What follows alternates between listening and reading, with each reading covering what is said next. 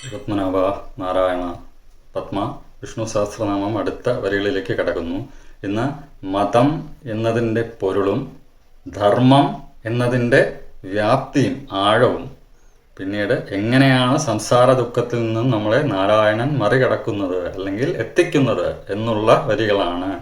കോ ധർമ്മ സർവധർമാണാം ഭവതഃ പരമോ മതഃ. യുധിഷ്ഠിരൻ ഭീഷ്മ പിതാമഹരോട് ചോദിക്കുന്ന വരികളാണ്.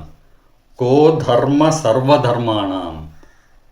അല്ലയോ ഭീഷ്മ പിതാമഹ, ഏത് ധർമ്മത്തെ ഇനി ഞാൻ ആശ്രയിക്കണം?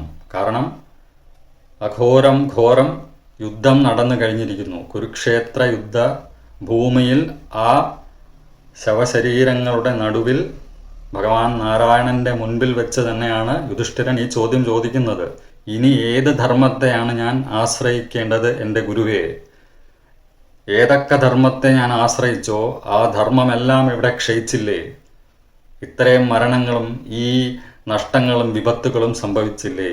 ഇനി ഞാൻ ഏത് ധർമ്മത്തെയാണ് ആശ്രയിക്കേണ്ടത്? വളരെ കൃത്യമായ ഒരു ജംഗ്ഷൻ, അതായത് ഒരു പോയിന്റ് ഓഫ് ജംഗ്ഷനാണ്.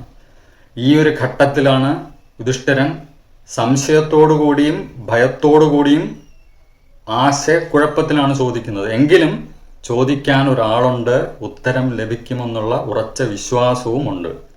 അതാണ് ചോദിക്കുന്നത്. എല്ലാ ധർമ്മങ്ങളും ഞാൻ ചെയ്തില്ലേ? സർവധർമാണാം. എല്ലാ ധർമ്മങ്ങളും അങ്ങ് പഠിപ്പിച്ചത് ഞാൻ ആശ്രയിച്ചു. ആ ധർമ്മമെല്ലാം ഇവിടെ കൈവെടിയേണ്ടി വന്നില്ലേ എന്നുള്ളതാണ് ചോദ്യം.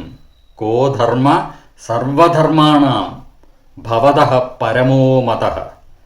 ഏതൊക്കെ ധർമ്മം ഞാൻ അനുശാസിച്ചോ, എന്തൊക്കെ ധർമ്മം അനുഷ്ഠിച്ചോ അതെല്ലാം ഭവതഃ എൻ്റെ പരമോമതഃ, പരമമായ സുപ്രീം ഏറ്റവും ഉന്നതമായ ധർമാചരണത്തിൽ മതഃ. മതം എന്നുള്ളത് ഇന്നത്തെ അർത്ഥത്തിൽ ഹിന്ദു മുസ്ലിം ക്രിസ്ത്യൻ ആ അർത്ഥത്തിലെ മതം അല്ല.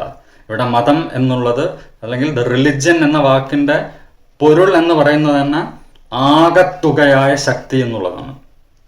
ആകത്തുകയായ ഒരു ശക്തി. അതുകൊണ്ടാണ് പ്രാർത്ഥനയ്ക്കും നാമജപത്തിനും ശക്തി ഉണ്ടാകുന്നത്. കാരണം അതൊരു റിലിജ്യനായി മാറുന്നത്. റിലിജ്യൻ എന്നാൽ ആകത്തുകയായ മനസ്സിന്റെ ജപത്തിന്റെ സാധനയുടെ ധർമ്മത്തിന്റെ ശക്തിയെയാണ് മതഃ എന്ന് പറയുന്നത്.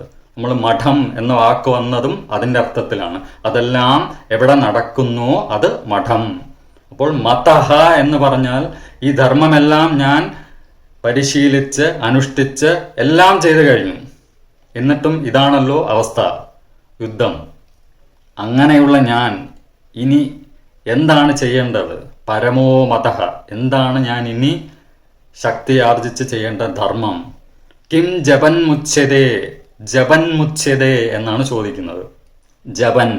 ഇനി ഞാൻ എന്ത് ജപിച്ചുകൊണ്ടാണ് ഈ ജന്മസംസാരത്തെ മറികടക്കേണ്ടത്? കാരണം എല്ലാ ധർമ്മവും ആശ്രയിച്ചു ക്ഷയിച്ചു കഴിഞ്ഞു. ഇനി ഏത് ജപമാണ് ഞാൻ ചെയ്യേണ്ടത്? ജന്തുർ ജന്മ സംസാര ബന്ധനാത്. ജന്തുർ, നമ്മൾ ഓരോരോ ജന്തുക്കളായി ജനിച്ച് മരണം സംഭവിച്ച് ഈ മനുഷ്യജന്മത്തിൽ എത്തിയിരിക്കുന്നു എന്ന് വ്യക്തമായിട്ട് എവല്യൂഷനെ പറ്റി പറയുന്നതാണ്. ജന്തുർ ജന്മ സംസാര ബന്ധനാത്.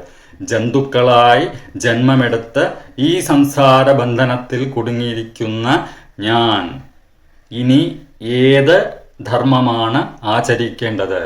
എന്താണ് ഇനി ഞാൻ ജപിക്കേണ്ടത്? വളരെ കൃത്യമായ ചോദ്യമാണ്. ചുമ്മാ വെറുതെ കുറേ ചോദ്യങ്ങളല്ല, വളരെ പിൻ പോയിന്റ് ആയിട്ടുള്ള ചോദ്യമാണ് ചോദിക്കുന്നത് യുധിഷ്ഠിരൻ. അതായത് എല്ലാ ധർമ്മവും ഞാൻ ആചരിച്ചു കഴിഞ്ഞു, അനുഷ്ഠിച്ചു കഴിഞ്ഞു, അങ്ങനെ പഠിപ്പിച്ചതെല്ലാം. എന്നിട്ടും ആ ധർമാചരണത്തിന്റെ ആകത്തുകയായ ശക്തി എല്ലാം ഇവിടെ ക്ഷയിച്ച് മരണപ്പെട്ടു പോയില്ലേ? ഇനി എന്ത് ജപിച്ചുകൊണ്ടാണ് ഈ ജന്മ സംസാര ബന്ധനത്തെ ഞാൻ മറികടക്കേണ്ടത് എന്നാണ് ചോദ്യം. അതിന് ഭീഷ്മ പിതാമഹർ മറുപടി പറയുന്നുണ്ട് അടുത്തത്. കോ ധർമ്മ സർവധർമാണാം ഭവതഃ പരമോ മതഃ. കിം ജപൻ മുച്യതേ ജന്തുർ ജന്മ സംസാര ബന്ധനാത്. ശ്രീപത്മനാഭ നാരായണ ശരണം. പത്മ.